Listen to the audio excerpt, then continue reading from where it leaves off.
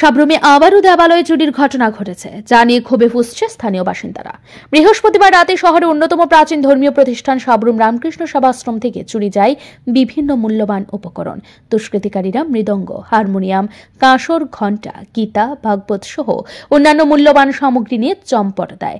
ঘটনার পর স্থানীয়দের মধ্যে তীব্র ক্ষোভ ছড়িয়ে পড়েছে। শুধু দেবালয় নয়, শহরের বিভিন্ন এলাকায় গৃহস্থের বাড়িঘর, দোকানপাটেও একের পর এক চুরির ঘটনা ঘটেছে।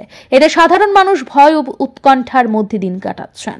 স্থানীয়দের অভিযোগ, নেশাগ্রস্ত যুবকদের দৌরাত্ম্যই এসব চুরির মূল কারণ। একাধিক চুরির ঘটনা ঘটলেও পুলিশ এখনো পর্যন্ত কোনো দুষ্কৃতিকারীকে গ্রেফতার করতে পারেনি। ফলে সাধারণ মানুষের মধ্যে পুলিশের কার্যকারিতা নিয়ে তীব্র অসন্তোষ দেখা দিয়েছে।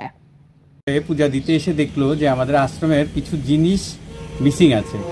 তারপর আমরা আসলাম, দেখলাম আমাদের হারমোনিয়াম, মাদল, গীতা পাঠের যে আলমারিটা আছে ওইখান থেকে বই, মুড়ি, কাঁসা, ভগবদ্গীতা, মহাভারত আর কিছু চাটাই, এগুলো মিসিং আছে।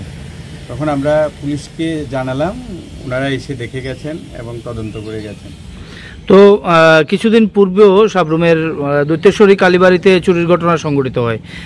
গত রাতে সাব্রুমের রামকৃষ্ণ সেবা মন্দিরে চুরির ঘটনা সংঘটিত হয়। তো এই রকম যে বারবার দেবালয়ে চুরির ঘটনা, এই বিষয়টাকে আপনারা কিভাবে দেখছেন কিংবা কিভাবে ব্যাখ্যা দেবেন? এটার কেন হচ্ছে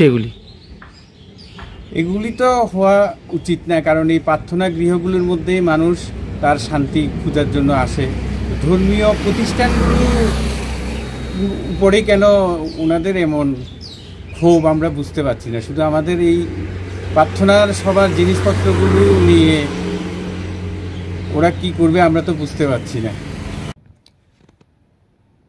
একের পর এক চুরির ঘটনায় শহরবাসী নিরাপত্তা জোরদারের দাবি তুলেছেন। এখন দেখার বিষয় পুলিশ কত দ্রুত অপরাধীদের চিহ্নিত করে আইনানুগ ব্যবস্থা গ্রহণ করে। ব্যুরো রিপোর্ট, ঋদ্ধি নেটওয়ার্ক।